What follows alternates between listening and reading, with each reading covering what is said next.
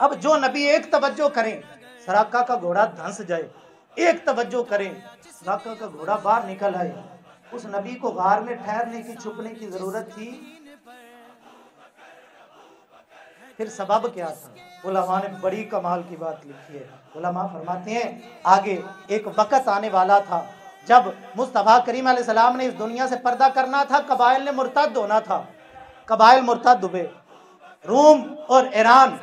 Super power طاقتیں، ان کی نظریں مدینہ نور پہ جمی ہوئی تھیں۔ اب حضور پردہ کر گئے ہیں، اب ہم حملہ کر دینا ہے۔ جب حضرت فاروق اعظم جیسا بندہ ننگی تلوار ہاتھ لے کے کہہ رہا تھا خبردار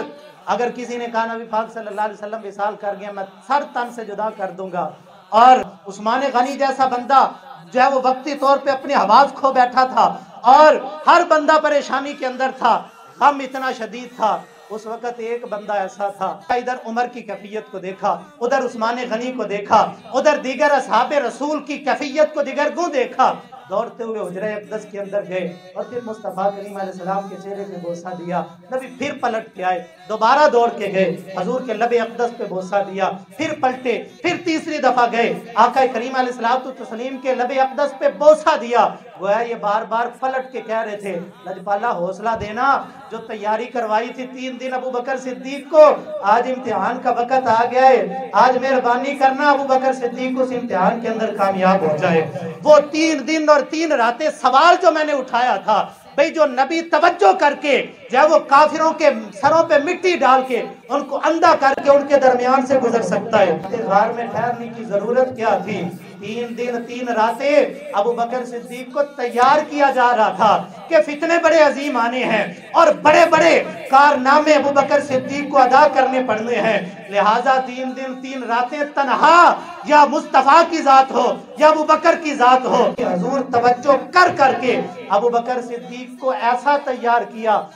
تیار کیا، پھر جب امت پہ کٹھن وقت آیا، اس کٹھن وقت پہ اگر کشتی امت کا کوئی ملاح بنا ہے اس ہستی کو ابو بکر صدیق کہا جاتا ہے۔ اگر مصطفیٰ کریم علیہ السلام کی امت کو کسی نے سنبھالا ہے اس ہستی کو ابو بکر صدیق کہا جاتا ہے، اور جس ہستی نے ان فتنوں کے ایام کے اندر کافروں کے سامنے سیسا پلائی دیوار بن کے اور سینہ صبر ہو کے ڈٹ کے ہر فتنے کا مقابلہ کیا ہے، اس ہستی کو ابو بکر صدیق کہا جاتا ہے۔ اور 2.5 سال ابو بکر صدیق ہر فتنے کے سامنے ڈٹ کے جو کھڑے ہیں،